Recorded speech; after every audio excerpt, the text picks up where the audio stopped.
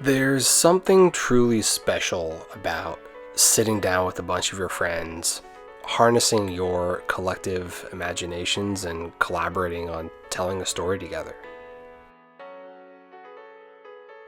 It's brilliant, really. Natural, adventurous, romantic, and so much fun. I think I started writing and creating adventures when I was 5 years old. I used Legos to create this scene of adventure and danger and wonder. I never knew it would lead to me becoming a dungeon master, but it's what I love to do.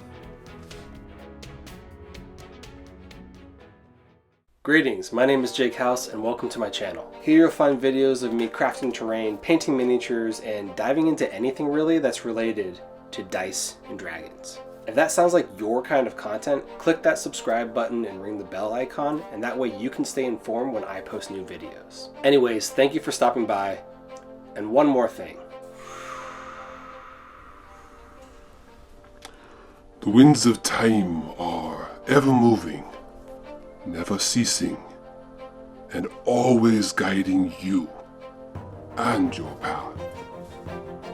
I believe not by chance our paths have crossed, and be that as it may, I wish you well all the same.